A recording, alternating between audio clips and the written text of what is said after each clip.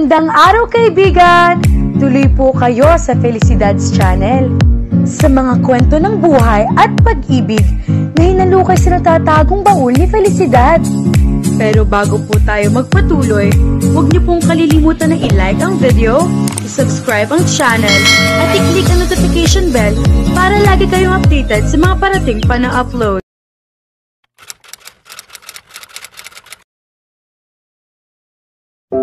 Rohan, tawag ni April habang hinahanap ang binata. Nang umalis ang mga bisita at ang family lawyer, ay bigla na lang itong nawala. Sumilip siya sa isang nakabukas na kwarto at doon niya nakita si Rohan. Wala itong katinag-tinag sa pagkakatayo. Grim ang ekspresyon sa mukha nito. Medyo namumutla rin ito. The louse, naniningkit ang mga matang asek nito. Nakakuyom ang kamay nitong may hawak na papel. Anong ibig mong sabihin? Nagtatakang tanong niya. You were right, and I was wrong, okay? Malungkot ang mga matang binalingan siya nito. Lalo siya naguluhan sa sinabi nito. Tumingin ka sa paligid, April. Anong nakikita mo? Sinunod niyang sinabi nito at napamaang siya. The place was like a shrine. Puno ng pictures ang kwarto. Halos lahat ng bahagi niyon ay mayroong picture.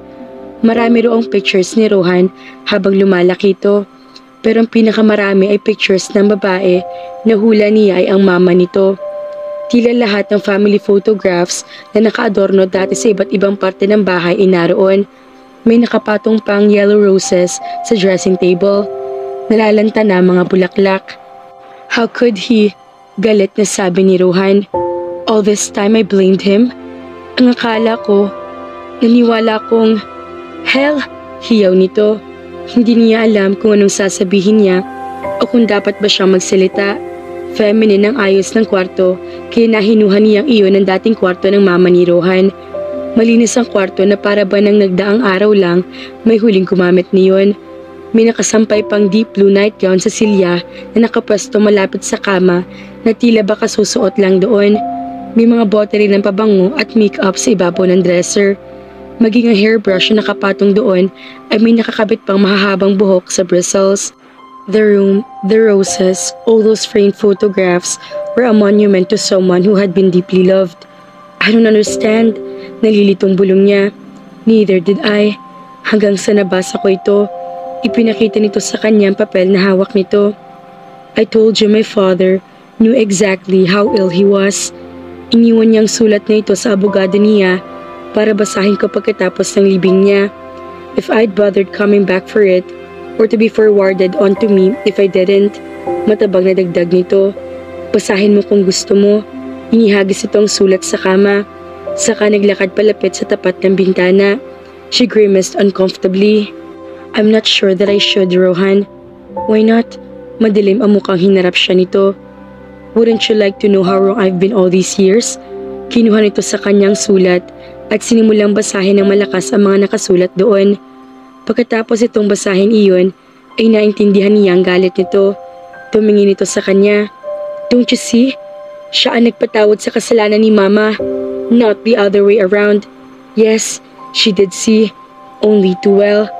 At nalulungkot siya para dito dahil sinadya man o hindi, naibunyag sa sulat na ang mama nito ang nagkaroon ng affair, na kahit pinatawad at kinalimutan ng papa nito ang naging kasalanan ng mama nito, hindi kinain ng huli na mabuhay na puno ng galit. Damn him! Damn! Bakit hindi niya sinabi sa akin ang lahat bago siya namatay? Bakit hindi niya ako binigyan ng pagkakataong makipagbati sa kanya? Hindi niya alam ang sasabihin. What could she say that wouldn't sound like either triteness or possibly another rebuke? I presume you're packed and ready to go? Nag-aalalang tinignan ni April si Rohan. Alam niyang pinipilit nitong itago nararamdaman nitong sakit sa kanya, pero malinaw niya nakikita iyon. Are you going to be alright, Rohan? Why shouldn't I be alright? Sarkastikong tanong nito. Nagkamali lang naman ako ng akala sa nakalipas na mahabang tanong. Pero hindi naman na mahalaga yun, diba? Ang sabi nga ni Papa, lahat naman tayo nagkakamali. Kung naiba lang ang sitwasyon nila, kung mahal lang nito, gaya ng pagmamahal niya rito ay hindi niya ito iiwan. May karapatan sana siyang yakapin at aluin ito, pero hindi ganoon ang sitwasyon. They were simply two people. forced together by circumstances, who had been intimate together only once. Malinaw sa sinabi nito na handa na itong kalimutan ang nangyari sa kanila. Right? Mahinang tugon niya. Hindi pa ako nakakapag-empake, pero sisimulan ko na. Pagkasabi niyon, ay tinalikuran na niya ito. Naisip niyang wala na silang masasabi sa isa't isa. Masyado na itong preoccupied sa nararamdaman nito para sa papa nito. Isa pa, aalis na rin siya maya-maya. It was over. Whatever it had been. Sasama ko sa'yo. Mula sa pag-iempake ay nag-angat ng tingin si April. Nakasandal sa doorframe ng kwarto niya si Rohan. Anong sinabi mo? Tumawid dito ng tayo at pumasok sa kwarto na inookupa niya. Ang sabi ko, sasama ako sa'yo. Sasama ka saan? Hindi ko alam. Sagot nito. Kung saan nakatira ang daddy mo, I guess. Anong ibig nitong sabihin? Sasama ako sa pagbisita mo sa daddy mo. Paglilinaw nito. Bakit? Nagtatakang tanong niya rito. Hindi ba't aalis na rin ito? Bakit ito sasama sa kanya? Sa tingin ko, mas mabuti na may kasama kang alalay sa'yo kapag nalaman mong tamang pagkakakilala mo sa daddy mo. Sandali pa niyang tinigtigan ito bago siya umiling. Lalo lang siyang nasaktan ang kanyang sarili kung magtatagal pa nakasama niya ito ngayong alam niyang aalis din ito. I really don't think that's necessary, Rohan.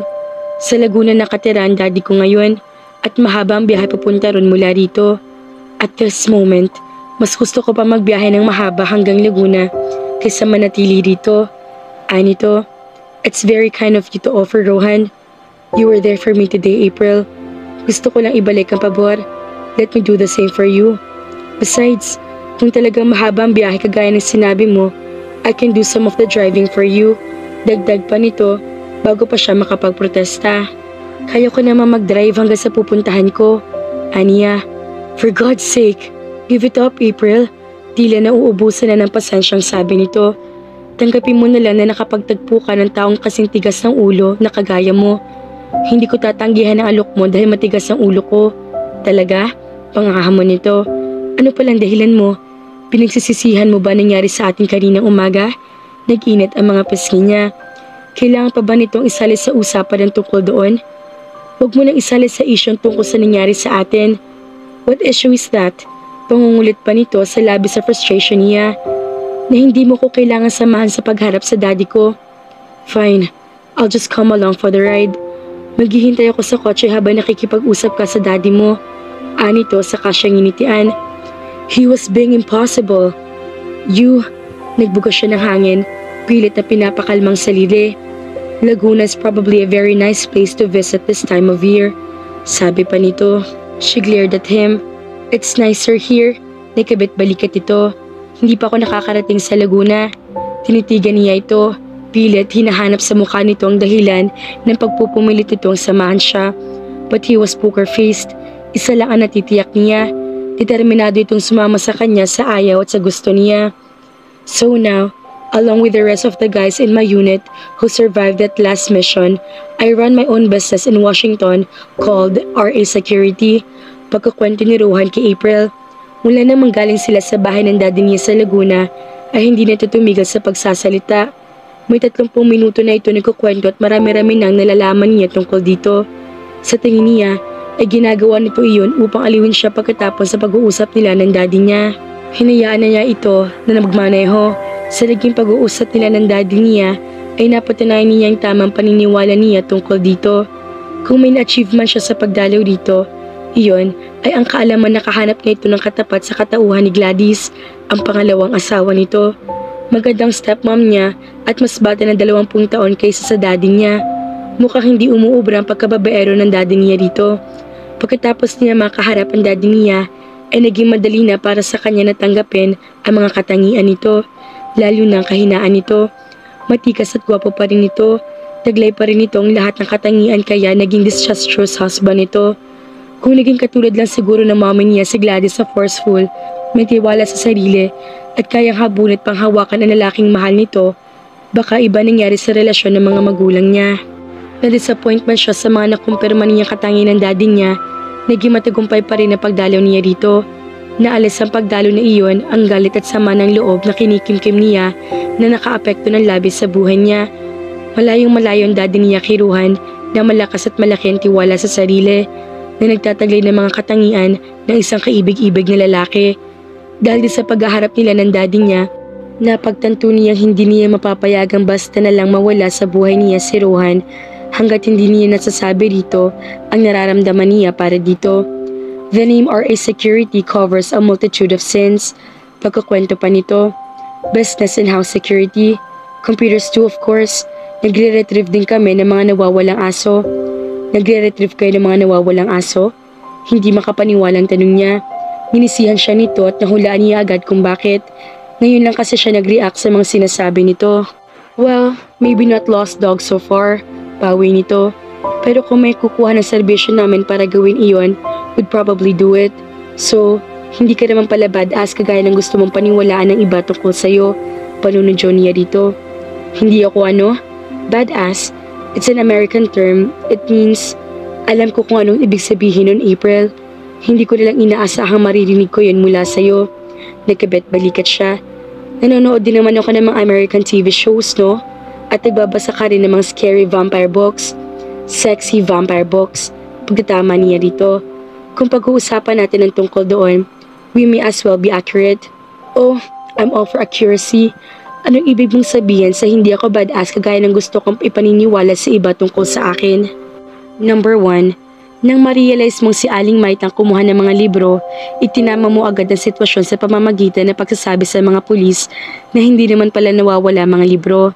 Number 2, sa tingin ko hindi ko totoo ang sinasabi mong inilagay ng papa mo sa testament niya ang tungkol sa pagbibigay ng pensyon kay Aling Maita. Natitiyak kung ilalagay iyon ni papa kung naisip niya tungkol doon. Sa sinabi nito ay parang inamin na rin nito na tama siya. No doubt, pagsang-ayon niya. Number 3, exactly how many numbers are there going to be? Sabad nito. Oh, quite a few. Pagbibiro niya. Kung ganoon, isasuggest ko na maghanap muna tayo ng makakainan habang iniisa-isa mo sa akin ang mga dahilan mo. Halos buong araw na tayo nagbabiyahe. Your father, who I noticed called you Abril, and your stepmother didn't seem inclined to invite us to stay for dinner. Gutom na ako. Kung ang balak nito ay palitan ang paksa ng usapan, nagtagumpay ito. Nagugutom na rin siya. Okay, may Chinese takeaway kapag kumanang ka sa susunod na kanto. Sumunod dito sa sinabi niya. Paano mo nalaman? Tanong nito na makita ang restaurant na sinabi niya. Malapit ng bahay ko rito. Nakakunot noong bumaling ito sa kanya. The directions you gave me earlier were to your place. Tinaasan niya ito ng isang kilay. Do you have a problem with that? Hindi to kumibo. Tama ba ang narinig natin mga ka-felicidad? Hindi hahayaan ni April mawala si Rohan sa buhay niya. Ang tanong, ano naman kaya ang gusto ni Rohan? Kaya naman, abangan!